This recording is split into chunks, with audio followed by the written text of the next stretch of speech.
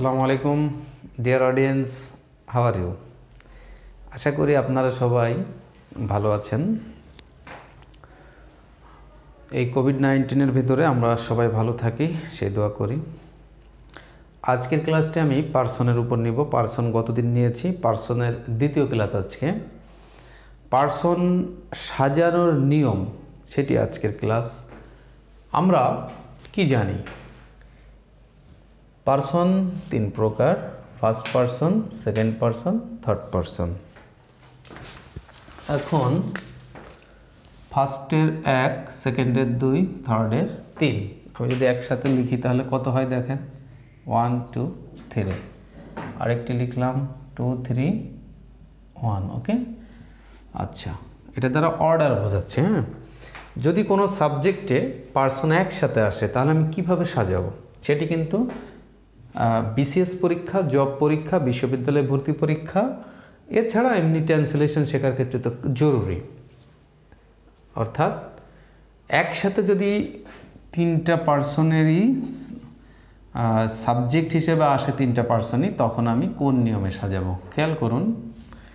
Subject verb এগ্রিমেন্টের ক্লাসে এগুলি শেখানো হবে আবার, তবে আপাতত একটু খেয়াল করুন। এই সাবজেক্ট অনুসারে ইংরেজি ভার্ব হবে। এই সাবজেক্টের কি অনুসারে? পার্সন অনুসারে ও নাম্বার অনুসারে, তাই না? এটি যদি সিঙ্গুলার হয় ভার্ব সিঙ্গুলার, এটি যদি প্লুরাল হয় ভার্ব প্লুরাল। ঠিক আছে তো?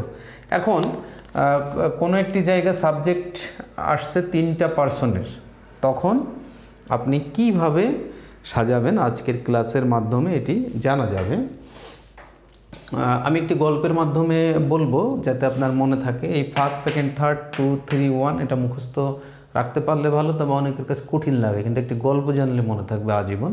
সেটি হলো ইংরেজদের একটি ভালো গুণ আছে তার, সেটি হলো আমরা যেহেতু ব্রিটিশদের কাছ থেকে মূলত ইংরেজি শিখেছি বা শিখি, তাদের একটি ভালো গুণ হলো তারা দোষ স্বীকার করে নেয়। আমাদের মতো দোষ আরেকজনের উপর দিতে পারলে বেঁচে যায় না। যখন দোষ স্বীকার করে, মনে করুন তিনজন ব্যক্তি আছে, আমি একজন, আমার সামনে একজন আছে, আর একজন উপস্থিত নাই, সে থার্ড পার্সন, তাহলে আমি ফার্স্ট পার্সন, আমার সামনে শ্রোতা যে উপস্থিত সে সেকেন্ড পার্সন। তাহলে আমরা এই তিনজন মিলে একটি ভুল করেছি বা কোনো কাজের জন্য দোষী। তখন আমি কি করব? তখন যিনি ফার্স্ট পার্সন থাকেন তিনি আগে নিজের উপর দোষ নেন যে হ্যাঁ আমি এর জন্য দোষী। এরপর যিনি আছেন তাকে দেন, এরপর যিনি নাই তার উপরে যে হ্যাঁ আমি দোষী, তারপরে তুমি দোষী বা এ দোষী বা তুমি দোষী, এরপরে সে দোষী।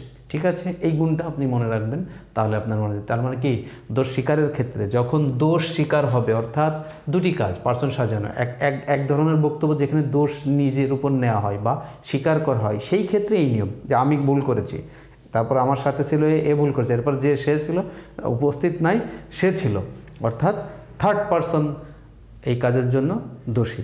ঠিক আছে, এরপর যখন ভালো কাজ বা ক্রেডিট নেওয়া হবে যে আমরা কাজটি করেছি, আমরা তিনজনই ছিলাম, আমি তুমিও সে, তো এখন কে নেবে ক্রেডিট? ক্রেডিট নেওয়ার বেলায় কিন্তু আমি আগে নেব না, যেটা ইসলামিক একটা নিয়ম আছে। আমরা জানি যে আমরা আসলে অপরের অধিকারটা আগে রেখে দিব। তাহলে এখন তাকে দিব, সে তো উপস্থিত নাই, তাহলে তো কোনো বক্তব্য বা কোনো স্বাক্ষর ক্ষেত্রে কাজ হচ্ছে না। এই জন্য যে উপস্থিত আছে তোমাকে দিলাম আগে, তাহলে ইউ হলো আগে যাবে। এবার ভালো কাজ, এরপরে যে নাই তার জন্য রেখে দিলাম ভাগটা, এরপরে আমি আছি অতএব আমি আমারটা নিলাম। মনে করেন কোনো কিছু ভাগ করা। আর এখানে কি যে কোনো বর্ণনা, শুধু এই দোষ স্বীকার বাদ দিয়ে বাকি যে কোনো বর্ণনায় পার্সন সাজাতে হবে এইভাবে। কিভাবে? 2 3 1। অর্থাৎ দোষ হলে, মনে রাখবেন কিন্তু এটা পরীক্ষাতে আসবে, দোষ হলে 1 2 3। আর যদি দোষ স্বীকার ছাড়া যে কোনো বর্ণনা বা যে কোনো ক্ষেত্রে 2 3 1। কীভাবে? অর্থাৎ আগে তুমি, তারপরে সে, তারপরে আমি। ভালো জিনিস আমি সবার শেষে নিব। আমাদের চরিত্র সেরকম হওয়া উচিত, অর্থাৎ অপরের জন্য ভালোটা রেখে দেওয়া, আমি সবার শেষে নিব ভাগ করতে গেলে। ভালো জিনিস কিন্তু আমরা নিজের জন্য বেশি রাখি। আচ্ছা যাক, সে ব্যাপারে যাচ্ছি না, নৈতিকতার ব্যাপার এখানে আছে। আপনি এই গল্পটির দ্বারা এই পার্সন সাজানোর নিয়মটা আপনার ইজি হবে, এই জন্য বললাম। সাবজেক্ট অনুসারে আমরা ভার্ব বসাবো, সাবজেক্টের নাম্বারও পার্সন অনুসারে। তাহলে আমরা এই ট্রান্সলেশনটা করি, আমি তুমিও সে দেশি। কে বলতে পারবেন? দেখেন এখানে দোষ স্বীকার বোঝাচ্ছে, তাই না? তাহলে প্রথমে যে থাকবে আই, কমা তুমি, ইউ, ওর জন্য অ্যান্ড, সের জন্য হি বা শি যে যাই দিই, আই ইউ অ্যান্ড হি। এবার আর, এই আরটি এখানে উজ্জ্বল আছে তাই না, হয় বা হই। I U and he R guilty, guilty অর্থ দোষী। বোঝা গেছে কিভাবে আমি সাজিয়েছি, আই ইউ অ্যান্ড হি। আচ্ছা, আমি তুমি ও সে সেখানে গিয়েছিলাম, এখানে কোনো দোষ স্বীকার বোঝাচ্ছে না, তাহলে আমি কি বসাবো? আমরা কিন্তু এই অনুসারে বসালে হবে না, তাহলে আগে বসবে কে, এই যে টু তাই না, সেকেন্ড পারসন, তাহলে ইউ কমা, এবার কি তিন, এই যে থার্ড হি, এবার অ্যান্ড, এইবার সবার শেষে আই, এই যে সবার শেষে আছে আই, অর্থাৎ ইউ হি অ্যান্ড আই। এবার কি গিয়েছিলাম, তাহলে ওয়েন্ট দেয়ার, সেখানে, ফুল স্টপ। আশা করি আপনারা বুঝতে পেরেছেন এটুক, এবং আজীবন এটি মনে রাখবেন, কারণ কারেকশানে এটি আসে। এখন যদি এই তিনটা না আসে, দুটো আসে, তাহলে ওই নিয়মে হবে যে পার্সনটি এখানে থাকবে না, সেটি বসবে না, কিন্তু সিরিয়াল, পার্সন সাজানোর সিরিয়াল এটা থাকবে। আমি আরেকটি উদাহরণ দিচ্ছি, ভিডিও বেশি বড় করব না, যার কারণে অনেক উদাহরণ দিব না। আসলে ভার্বের ক্লাস করাবো, এরপরে ভার্বের ক্লাস, টেন্সের ক্লাস, স্ট্রাকচারের ক্লাস, লেখালেখির ক্লাস, এগুলো হবে ধীরে ধীরে। তো তখন আপনার কাছে এই ট্রান্সলেশন বা অনেক কিছু ইজি হয়ে যাবে। হ্যাঁ, তো আপাতত আমি কি শেখাচ্ছি, পার্সন সাজানোর নিয়ম, অর্থাৎ একসাথে সাবজেক্টের জায়গা যখন তিন ধরনের পার্সন বা দুই ধরনের পার্সন আসবে, তখন আমি কিভাবে সাজাবো সেটি। ওকে, যেমন আমি যদি বলি আমি ও সে ভালো বন্ধু, তাহলে কি দাঁড়াচ্ছে ইংরেজিটা দেখেন, আমি ও সে, এখানে কিন্তু তুমি নাই, কিন্তু ভালো কাজ তাই না, ভালো বর্ণনা বা যে কোনো ভালো হোক আর যে কোনো বর্ণনা দোষ ছাড়া, এখানে কোনো দোষ বোঝাচ্ছে না। অতএব এই যে এই নিয়মে কি হবে, আগে থ্রি, হি অ্যান্ড আই, তাই না, হি অ্যান্ড আই। এবার এটা ভার্ব, কিন্তু একটি খেয়াল করুন, পার্সন আয়ের কারণে অ্যাম হবে না, এখানে এই অ্যান্ড দ্বারা যুক্ত হয়েছে দুইটা, অতএব এটি প্লুরাল ভার্ব হয়ে যাবে, he and I are friends. এটিও কিন্তু পরীক্ষাতে আসে, he and I are friends, অর্থাৎ এই যে হি অ্যান্ড আই এখানে যাই থাক, এইখানে হয়ে যাবে প্লুরাল ভার্ব। অতএব আচ্ছা, এখানে যেহেতু ভালো বন্ধু বলেছি, তাহলে গুড ফ্রেন্ডস, তাই না, গুড ফ্রেন্ডস। আশা করি আপনারা বুঝতে পেরেছেন, এরকমের যত ট্রান্সলেশনই আমরা দিব ইজিলি হয়ে যাবে। হ্যাঁ, যেমন যদি বলা হয় তুমি ও সে দোষী, তাহলে তো হয়ে গেল আমি ও তুমি দোষী। আচ্ছা, আমি ও তুমি দোষী, তুমি ও সে দোষী। আচ্ছা, গিলটির বদলে আরেকটি ইংরেজি কিন্তু হয়, যেমন you and he are to blame, অর্থাৎ তুমি ও সে, এটা হলো two person, he third person.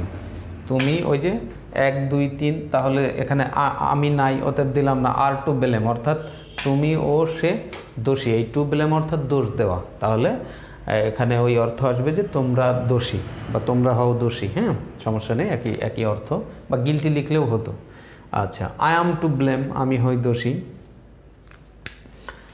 এরপরে আরেকটি ট্রান্সলেশন, এটা দোষ স্বীকার এই জন্য। হ্যাঁ, আচ্ছা, আরেকটি ট্রান্সলেশন যদি করি এভাবে,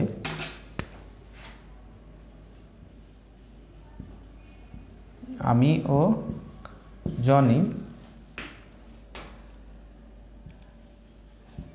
কাজটি করেছি, সিম্পল বর্ণনা, তাহলে কি হবে, এটি ভালো কাজ বোঝাচ্ছে, তাহলে এই যে, তাহলে কি হবে, জনি হলো থার্ড পারসন, তাই না, জনি অ্যান্ড আই কাজটি করেছে, এটি আছে প্রেজেন্ট পারফেক্ট টেন্স, তাহলে হ্যাভ ডান দ্য ওয়ার্ক। হ্যাঁ, এই যে Johnny third person, I first person, আমাদের নিয়ম অনুসারে 2 3 1, অতএব আমি জনি থাকলেও এভাবে হবে জনি অ্যান্ড আই। আর আই থাকলেও যাই থাক না কেন, যেহেতু প্লুরাল, সেই প্লুরালের ভার্ব হিসেবে বসেছে have. Johnny and I have done the work, কাজটি, দ্য ওয়ার্ক, হ্যাঁ কাজটি, অতএব দ্য ওয়ার্ক। তো আশা করি বোঝা যাচ্ছে। শুধু দোষ স্বীকারের ক্ষেত্রে আগে নিজে দোষ নেব, পরে যে আছে তাকে দিব, যে অনুপস্থিত থার্ড পারসন তার উপর দিব, হ্যাঁ পরপর সাজাবো। এখন যদি আমিও সে হয়,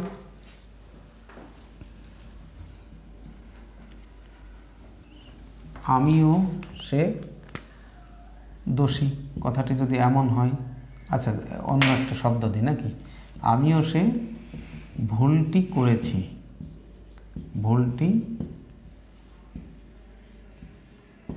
করেছি, বাংলা বলে দিলাম আমিও সে ভুলটি করেছি। তাহলে এটা কী নিয়মে হবে, এখানে কিন্তু এই যে সেকেন্ড পারসন নাই, তাহলে আই অ্যান্ড, যেহেতু ভুল করা অতএব এটা দোষ, আই অ্যান্ড হি, করেছি, করেছি হলে হয় present perfect tense, I and he have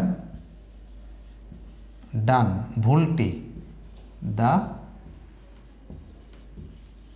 রং। আচ্ছা, আমি আশা করছি আপনারা বুঝতে পেরেছেন। পার্সন সাজানোর মূল উদ্দেশ্য হয়ে গেলে এছাড়া আরও প্র্যাকটিস আসবে। পার্সন 3 প্রকার, ফার্স্ট সেকেন্ড থার্ড, দোষ স্বীকার হলে ফার্স্ট সেকেন্ড থার্ড পরপর, আর যেটা থাকবে না এই সিরিয়ালে বসাতে হবে, যদি 2টা থাকে 2টা, কিন্তু ভার্বটি হবে প্লুরাল। ওকে, আচ্ছা যদি ভালো কোনো হয়, শুধু দোষ স্বীকার বাদ দিয়ে যত বর্ণনা হোক আর যত কাজ হোক, ভালো হোক নর্মাল হোক, যে কোনো ধরনের 2, 3, 1 অর্থাৎ 231 অনেকে বলে, আপনি এইভাবে শিখবেন যে আগে যে আছে তার উপর দিলাম, যে নাই তার উপর ক্রেডিট, এরপর লাস্টে আমি ভালো জিনিস নেব। ভালো জিনিস নেওয়ার ক্ষেত্রে আমরা সবাই শেষে নেব, কিন্তু দোষ স্বীকারের ক্ষেত্রে আগে আমি নিজের ফলটা স্বীকার করব যে হ্যাঁ এটা আমার দোষ, এরপরে যে উপস্থিত আছে তার দোষ, যে নাই তার দোষ সবার শেষে। এই পার্সন সাজানোর বা ট্রান্সলেশন করার ক্ষেত্রে কিন্তু পার্সন সাজানো খুব গুরুত্বপূর্ণ। চাকরির পরীক্ষা আর ইংরেজি শেখার ক্ষেত্রে তো কোনো বিকল্প নেই। আমরা কি ইংরেজি শেকড় থেকে শিখবো, অর্থাৎ বেসিক থেকে, এবং সুন্দরভাবে শিখবো, যার মাধ্যমে আমার ইংরেজি বলা, ইংরেজি লেখা ভুল হবে না। ছাত্রছাত্রীরা অনেক লেখাপড়া করার পরেও তারা কিন্তু বেসিক জিনিসগুলো জানে না, আর যার জন্য তারা সাফার করে পড়ে। অতএব যারা একাডেমিক লেভেলে আছো তারা অবশ্যই ভালো করে শিখবে, আর যারা বিসিএস সহ জব এক্সাম এবং ভার্সিটি পরীক্ষা দিচ্ছেন বা দিবেন তাদের জন্য তো খুবই জরুরি। এখান থেকে পরীক্ষায় কারেকশন আসার সম্ভাবনা অনেক বেশি। নেক্সট ক্লাসে আমি ভার্বের উপর নেব। এভাবে করে গুরুত্বপূর্ণ ইংরেজি যেতে থাকবে। আরেকটি ঘোষণা, যদি কোনো 10 জন স্টুডেন্টও হয় যে যারা লাইভ ক্লাস করতে চায়, যে কোনো টপিক আমাকে দিয়ে দিলে কমেন্টে, আমি লাইভ ক্লাস নেব কোনো একটি নির্দিষ্ট টাইমে। তবে 10 জন হতে হবে, যারা বাংলাদেশ সে যে কোনো প্রান্ত থেকে অথবা পৃথিবীর যে কোনো প্রান্ত থেকে যদি ক্লাস করতে চাই, এইভাবে লাইভে ইউটিউব চ্যানেলে নেওয়া যাবে। তো আশা করি আপনারা বুঝতে পেরেছেন ক্লাসটি। না বুঝলে কমেন্ট করবেন, আমি পরবর্তীতে আবার ক্লাসে বুঝিয়ে দিব বা কমেন্টের মাধ্যমে বুঝিয়ে দিব। আর সবাই ভালো থাকবেন, সবার সুস্বাস্থ্য কামনা করে আজকের ক্লাস এখানে শেষ করছি। আল্লাহ হাফিজ।